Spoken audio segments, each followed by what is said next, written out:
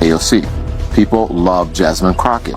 People love Eric Swalwell and the like. And I think that the Democratic Party should put the people out there who the people want. They should put the politicians out there who the people want, who they're asking for, who are meeting the moment with the same energy that they're not asking for AOC. Yes, they are. The people you party with are. No. The people I party with don't like AOC. Oh, please. No, they don't at all. Well, most people don't. But she's AOC, very far left. Let me tell you why I'm saying that.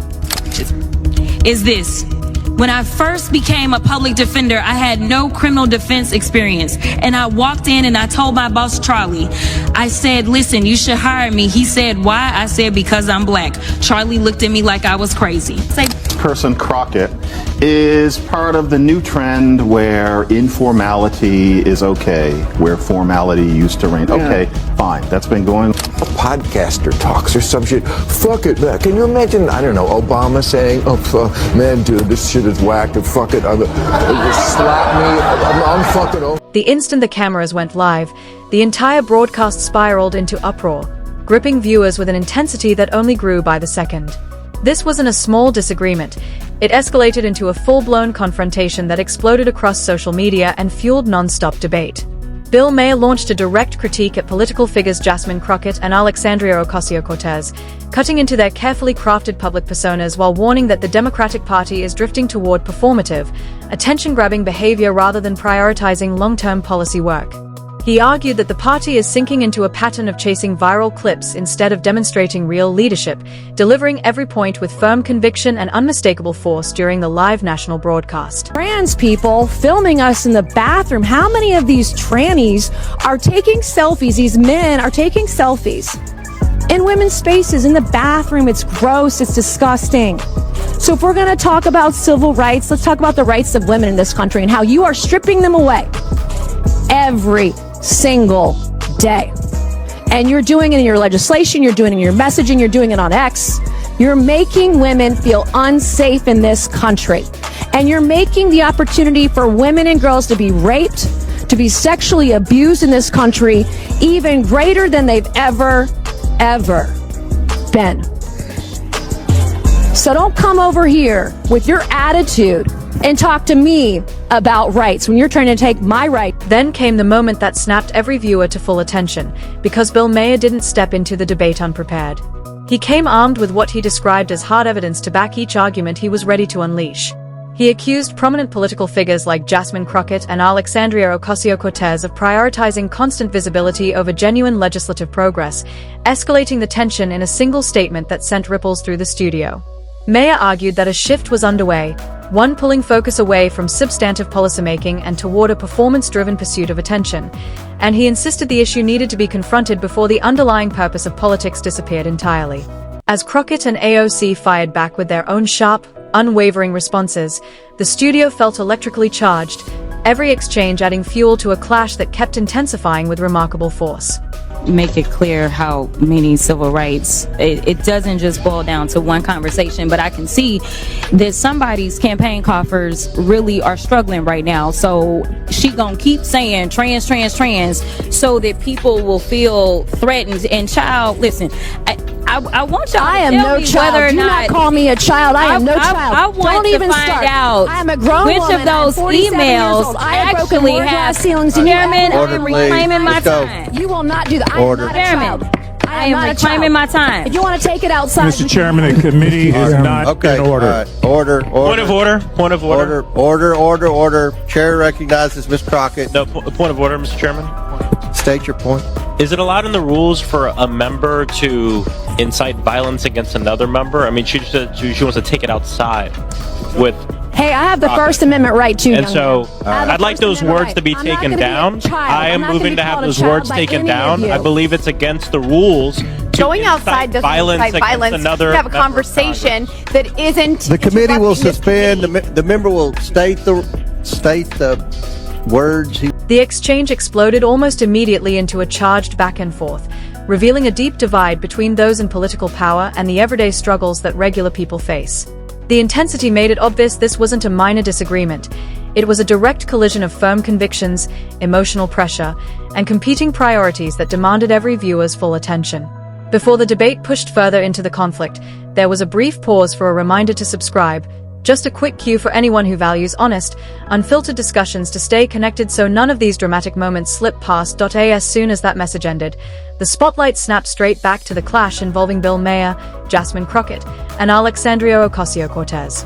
And this wasn't some spontaneous burst of conflict.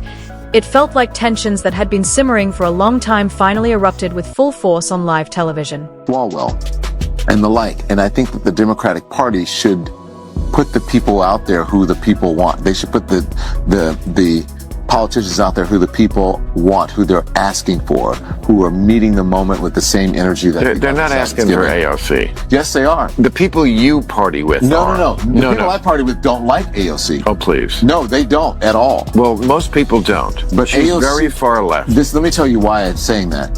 Because because people will vote for AOC and Donald Trump on the same ticket. Because they're authentic. No, because they're authentic. I don't do that. Okay. That Don. I think you're wrong about that. What people like about people like Trump and Fetterman is because it's irrelevant to her life. But you don't know her life. I know that being a gorgeous woman who I wouldn't even know was Hispanic in a city that has 1 million Hispanics and does not treat them badly. But that doesn't mean she doesn't struggle. That doesn't mean that she was set down. It implies it. But that doesn't mean that she was set down in Hispanic ghetto in the Bronx and had to deal with that growing up, and that she's come from a working class family. It implies that it implies that in some way she's behind the 8 ball because of that, and it's just not true. And so I don't know if she's behind the 8 ball, but I don't think she's as privileged as many people who are in Congress right now. She's not privileged or not. She was a bartender. Yeah. So I was a delivery boy. But I'm saying Bill Maher, widely recognized for his direct tone and unfiltered critiques, entered the debate like someone who had finally run out of patience after watching things veer off course for far too long. His point landed hard and without any room for confusion. He believes some political leaders are prioritizing viral moments over achieving real, lasting change. That idea immediately shaped the clash that followed, placing Maher on one side demanding substance over spectacle, and figures like Jasmine Crockett and Alexandria Ocasio-Cortez on the other, defending the impact of their fast-paced, highly visible communication style. Maher didn't cushion a single statement. He pushed forward with complete conviction as he criticized what he saw as a growing trend of prioritizing theatrics over genuine progress, setting the stage for Crockett and AOC to fire back, fueling a confrontation that only grew more intense with each exchange. The speech, I saw mostly the clips of it, and mostly it was people in the audience, the guy with the cane, people with, like, paddles. Oh, there's the cane dude. And then there's, okay, we're here's our pussy hat uniform. And these, looks like you're at a auction signs. I mean, it was, John Fetterman called it a sad cavalcade of self-owns and unhinged petulance. I love him. I said he should run last week. The Democrats seem so lost. And here's Jasmine Crockett, who is, I thought, a big leader in the Democratic Party. Her quote is, "This is a terrible nightmare. Somebody slap me and wake me the fuck up because I'm ready to get on with it." On with what would be my first question. And also, this is the way this is like how a podcaster talks or some shit. Fuck it, man. Can you imagine, I don't know, Obama saying, She stepped into the spotlight first, carrying the weight of enormous expectations, since her public identity has long been tied to bold activism and challenging traditional political norms. Viewers watched closely, waiting to see how she would answer the criticism. The moment was thick with pressure as she prepared to defend her entire approach in front of millions tracking every second of the exchange. But the critique from Bill Maher pushed her into a position where she had to articulate her strategy with even greater force. She responded with a passionate, unwavering defense of her methods, making it clear that her style resonates powerfully with younger voters who crave a more energetic, modern kind of political engagement. Her voice carried urgency and conviction as she stressed that she fully stands by her approach, and she wasn't about to let it be dismissed without highlighting the real impact it has on the communities she works relentlessly to reach. Then we will not have a rule of law, because we have people that are currently serving and they're saying things like, ignore the judge's order. What it means to have law and order in this country is that you follow the order and you go through the appeals process, even if you dislike what the judge did. Thank you. And I'm going to note that when Miss Ocasio-Cortez, or AOC as we know her, filed articles of impeachment on Justice Thomas and Alito, Ms. Crockett was one of the co-sponsors along with Mr. Cohen, both members of this committee. It does seem interesting that when the shoe is on the other foot, everyone is self-righteous. Wow. And I think this is a good example.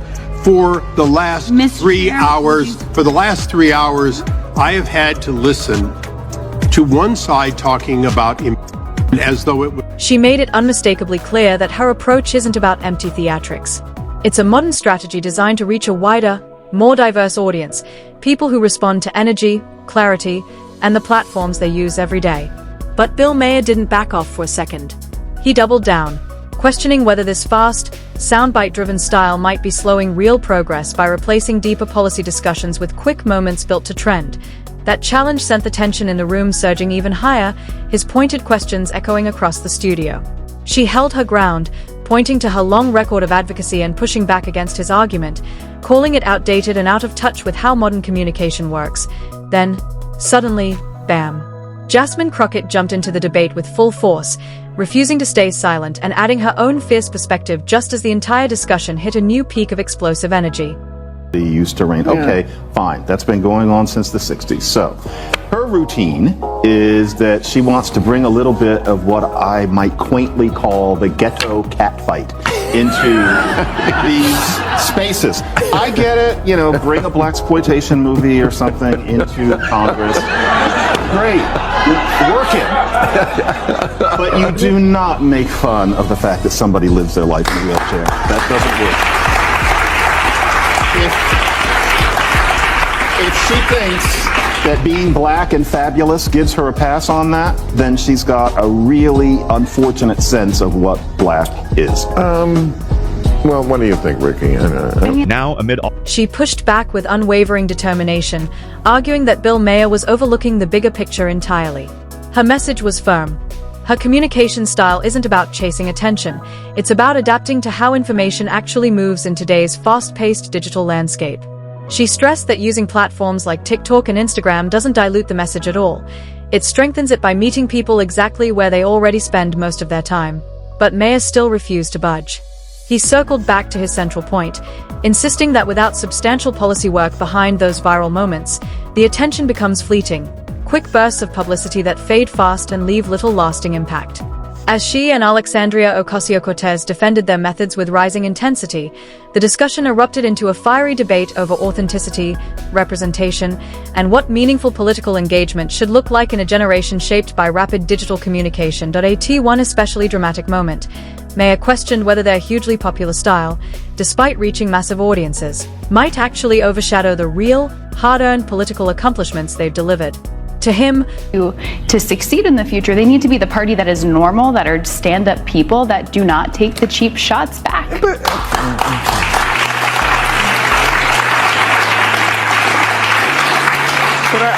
I don't know. I'm not that upset about it. I'm really not. You know why? Because I'm a big fan of Family Guy. And they have... Am I wrong? Every week. I mean, one of the characters, Joe the cop, is in a wheelchair, and every week there's 20 jokes about him being in a wheelchair, and nobody died. And I just think everybody has to, lighten up a little. Yeah, it's terrible to be in a wheelchair, but, it's not like it's news to him. I